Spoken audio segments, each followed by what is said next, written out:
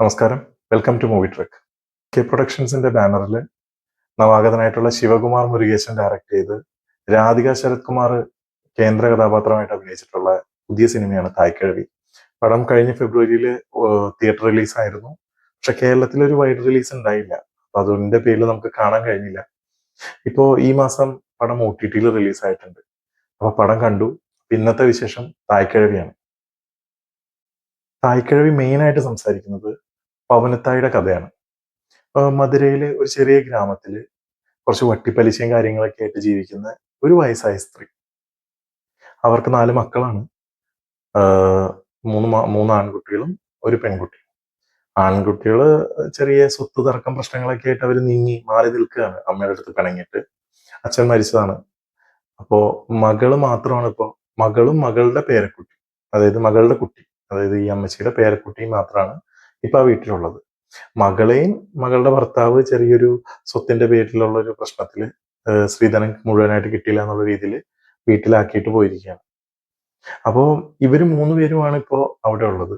ഈ അമ്മച്ചിയാണെങ്കിൽ എന്താ പറയാ, ഈ ചിട്ടി ചെറിയ ചെറിയ കാശ് ചിട്ടി കൊടുത്ത് ആ ഗ്രാമത്തിലെ ആളുകൾക്ക് തന്നെ അത് വീതിച്ചു കൊടുത്ത് അവരുടെ കയ്യിൽ നിന്ന് അതിന്റെ പലിശ വാങ്ങിച്ച് അത് വെച്ചിട്ട് അവരാലാവുന്ന വിധം ആർഭാടത്തിൽ ജീവിക്കാൻ ശ്രമിക്കുന്ന ഒരു സ്ത്രീയാണ്. അപ്പം ഒരു ഒരു ദിവസം പെട്ടെന്ന് അവർക്ക് ഒരു സ്ട്രോക്ക് ഉണ്ടാവുകയാണ്. സ്ട്രോക്ക് വന്നിട്ട് അവര് മരണക്കിടക്കയിലേക്ക് വീഴുകയാണ്. പക്ഷെ മരിക്കുന്നില്ല ആള്. അപ്പോ മക്കളൊക്കെ ഇത് കേട്ട് വരുന്നുണ്ട്. മൂത്ത മകനായിട്ടുള്ള ഉപ്ലിയാൻ ഒരു സൗണ്ട് ടെക്നീഷ്യനാണ്. രണ്ടാമത്തെ മകനായിട്ടുള്ള വിജയൻ ഒരു ഓട്ടോ ഡ്രൈവറാണ്.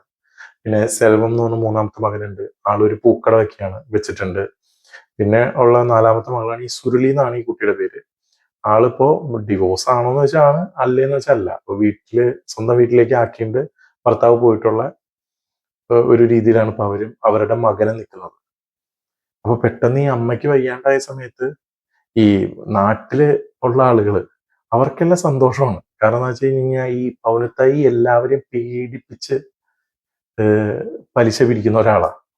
അതായത് എല്ലാവരുടെ അടുത്തും ചീത്ത വിളിച്ച് പീഡിപ്പിച്ച് തന്നില്ലെങ്കിൽ നിന്നെ തീർത്ത് കളയും. ആ സെറ്റപ്പിലൊക്കെയാണ് പുള്ളിക്കാരി. ഒരു ഒരു ഒരു ഗുണ്ടാ സെറ്റപ്പിലാണ് ആള് ജീവിക്കുന്നതും. ആള് ആളുടേതായിട്ടുള്ള ഒരു ശൈലികളും കാര്യങ്ങളൊക്കെ. അപ്പൊ ഈ ഗ്രാമത്തിലെ ആളുകൾക്ക് ആളോട് ഭയങ്കര ദേഷ്യ. ഓൾമോസ്റ്റ് എല്ലാവർക്കും തന്നെ നല്ല ദേഷ്യമാണ്. അപ്പോ അതിന്റെ പേരിൽ ഈ ഗ്രാമവാസികൾക്കൊക്കെ ഭയങ്കര സന്തോഷമാണ് ഇവര് ഈ വീണ് പോയതിൽ. ഇവര് മരിക്കുന്നതാണ് ഇവര് വിചാരിക്കുന്നത്, ഈ ഗ്രാമവാസികൾ വിചാരിക്കുന്നത്. പക്ഷെ ഇവര് കിടപ്പിലാവാണ് ചെയ്യുന്നത്. അപ്പൊ ഈ മരണത്തിന് വേണ്ടി കാത്തിങ്ങനെ കിടക്കുന്ന സമയത്ത് ഈ മക്കളെല്ലാവരും വന്നിട്ടുണ്ട്. ഈ ആ കൂട്ടത്തില് സുരുളിയുടെ ഭർത്താവായിട്ടുള്ള നമ്മുടെ ഒരു ഒരു ക്യാരക്ടർ ഉണ്ട്. രണ്ടിഡ്ലി എന്നാണ് ആളെ വിളിക്കുന്നത്. ആള് ആളും വന്നിട്ടുണ്ട്. ആളും ആ ഇതില് എന്തിനാന്ന് വെച്ച് കഴിഞ്ഞാൽ മരിച്ചു കഴിഞ്ഞ് കഴിഞ്ഞാലെങ്കിലും അവരുടെ സ്വത്തൊന്ന് വീതം വെച്ച് എല്ലാവർക്കും സെറ്റിൽ ആവാന്നുള്ള സെറ്റപ്പിലാണ് ഈ ആൺമക്കളും ഈ മരുമകനും വന്നിരിക്കുന്നത്. അപ്പൊ ഇതിന്റെ ഇടയ്ക്കാണ് ആ വീട്ടിലേക്ക് ഒരാൾ കയറി വരാണ്. ഒരാൾ കയറി വന്ന് ഒരു വെള്ളയും വെള്ളയിട്ട് ഒരു കുഞ്ഞു ബാഗും വെച്ചിട്ട് ഒരാൾ കയറി വരുന്നു.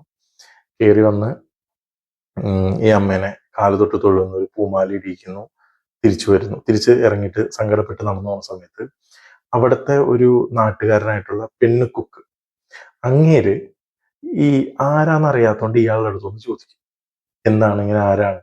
അപ്പോഴാണ് അറിയുന്നത് ഇയാളൊരു ഗോൾഡ് കട ടൗണിൽ നടത്തുന്നുണ്ട്. ഗോൾഡ് കുമാർ എന്നാണ് ഇങ്ങേരുടെ പേര്. അപ്പോ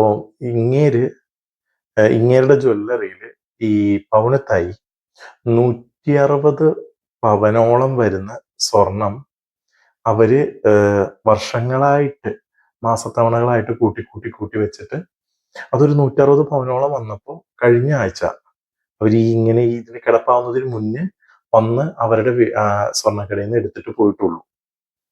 അങ്ങനെ പറയുന്നുണ്ട് ഈ ഗോൾഡ് കുമാർ എന്ന് പറഞ്ഞ ആള്. അപ്പൊ ഈ പെണ്ണുക്കുക്ക് എന്ന് പറഞ്ഞ ആള് എന്താ ചെയ്യണെന്ന് വെച്ച് കഴിഞ്ഞാൽ, ഈ നാട്ടുകാരൻ എന്താ ചെയ്യണെന്ന് വെച്ച് കഴിഞ്ഞാൽ, ഈ മക്കളെ എല്ലാവരും വിളിക്കും. ആൺമക്കളെ 3 പേരെ വിളിക്കും. വിളിച്ചിട്ട് പറയും ഇങ്ങനെ ഇങ്ങനെ പ്രശ്നങ്ങളുണ്ട്, അമ്മ ഈ സ്വർണ്ണം എവിടെ വെച്ചേക്കണെന്ന് അറിയില്ല.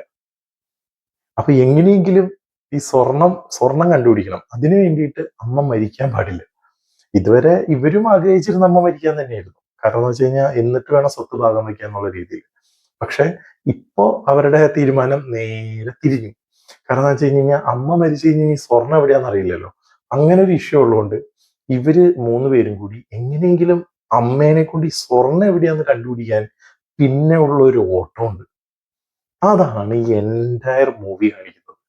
ഇതിനകത്ത് പവനത്തായിക്ക് തിരിച്ചെണീക്കാൻ പറ്റുമോ? ഇവർക്ക് ആ സ്വർണം കിട്ടുമോ? അതോ ഇവർക്ക് ആ സ്വർണം നഷ്ടപ്പെടുമോ? എന്തൊക്കെ ഇതിനകത്ത് നടക്കും? അതിന്റെ ഇടയ്ക്കുണ്ടാവുന്ന കുറെ പ്രശ്നങ്ങള്, അവരുടേതായിട്ടുള്ള കുറെ പ്രോബ്ലംസ്, അതിൽ പെട്ടുപോകുന്ന കുറച്ച് പ്രശ്നങ്ങൾ, അങ്ങനെ ഇങ്ങനെ ഇങ്ങനെ ഇങ്ങനെ നമുക്ക് എന്താ പറയാ, നമുക്ക് ചിരിയും വരും, നമുക്ക് ഒരു ലാസ്റ്റ് വരുമ്പോ ഒരു ഉള്ളു നനയും. അങ്ങനെ ഒരു എഫക്റ്റാണ് ഈ പടം. അത്രയും എന്താ പറയാ, ഒരു ഗ്രാമീണ പശ്ചാത്തലമാണ് സാധാരണ നാട്ടുകാരുടെ അവസ്ഥ. അതായത് നമ്മുടെ വലിയ വിദ്യാഭ്യാസമൊന്നുമില്ല. അതിനകത്ത് 2-3 സീനുകളൊക്കെ ഉണ്ട്. അതായത് ഈ വിദ്യാഭ്യാസം ഇല്ലാത്തതിന്റെ കുറെ പ്രശ്നങ്ങളുണ്ടല്ലോ. അതായത് എന്ത് പറയുന്നു, ഒരാൾ ഇംഗ്ലീഷിൽ പറഞ്ഞു കഴിഞ്ഞാൽ അത് മനസ്സിലാക്കാൻ പറ്റാത്ത അവസ്ഥ, അത് വളരെ വ്യക്തമായിട്ട് കാണിക്കുന്നുണ്ട്. വിദ്യാഭ്യാസം നമുക്ക് എത്രത്തോളം വലുതാണ്, അതിന്റെ ഒരു വില ഈ സിനിമയിൽ നന്നായിട്ട് കാണിക്കുന്നുണ്ട്. പിന്നെ ഫെമിനിസം, എന്റെ പൊന്നോ, പക്ക പീക്ക് ഫെമിനിസം. ഇതൊക്കെയാണ് ഫെമിനിസം എന്ന് പറയുന്നത്. ഈ ഫുൾ മൂവി കണ്ടാൽ നമുക്ക് മനസ്സിലാവും എങ്ങനെയാണ് ഒരു സ്ത്രീ ഒറ്റയ്ക്കായാൽ പോലും മുന്നേറേണ്ടത്, എന്ത് ചെയ്യണം, അവള് ഒറ്റയ്ക്ക് തൻ്റെ ഇടത്തോടെ നിന്ന് പോരാടി ഈ ലോകത്തോട് പോരാടി അവർക്ക് എന്തൊക്കെ സാധിക്കാൻ പറ്റും, എന്തിനൊക്കെ ശ്രമിക്കണം, അത് ഈ സിനിമയിൽ വ്യക്തമായിട്ട് കാണിക്കുന്നുണ്ട്. ബാക്കിയുള്ള ഈ ഊച്ചാളി ഫെമിനിസ്റ്റുകളുടെ മാതിരി ഒച്ചപ്പാടും ബഹളവും അതൊന്നുമല്ല. പ്രോപ്പർ ഫെമിനിസത്തിന്റെ ഡെഫിനിഷൻ ഈ പടത്തിൽ കാണിക്കുന്നുണ്ട്.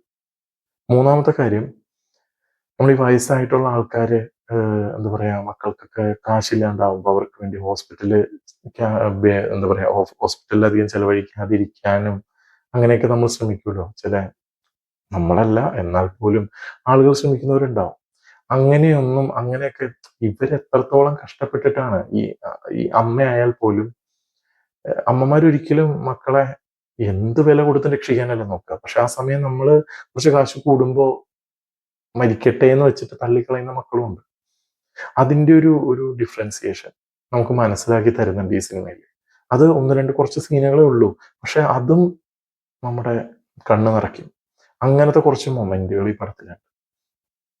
തമാശയേക്കാൾ ഉപരി സിറ്റുവേഷണൽ കോമഡീസ് ആണ് ഇതിനകത്ത് ഭയങ്കര ബ്യൂട്ടിഫുൾ ആയിട്ട് ചെയ്തേക്കുന്നത്.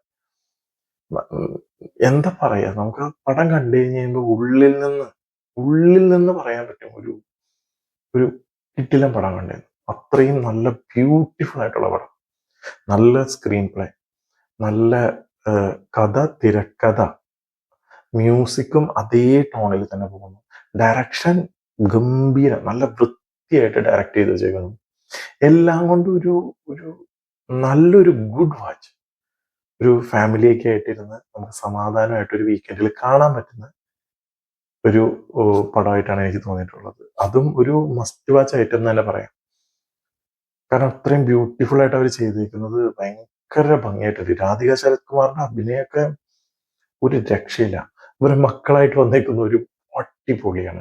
നമുക്ക് പോരാത്തിന് ആ ഗ്രാമത്തിലുള്ളവര്, ഈ മക്കളായിട്ട് വന്നേക്കുന്നവരുടെ ഭാര്യമാര്, ഇവരുടെയൊക്കെ ഒരു എന്താ പറയാ, അത് നമുക്ക് അഭിനയം എന്നല്ല, അവരെ ക്യാരക്ടറിൽ ജീവിക്കാന്ന് പറയില്ലേ, അങ്ങനത്തെ ഒരു അവസ്ഥ നമുക്ക് ശരിക്കും ഫീൽ ചെയ്യപ്പെടുന്നത്. അതൊരു ഗംഭീര ഗംഭീര എക്സ്പീരിയൻസ് ആണ്. നിങ്ങൾക്ക് തീർച്ചയായും കാണാൻ പറ്റുമെങ്കിൽ നിങ്ങൾ കാണുക.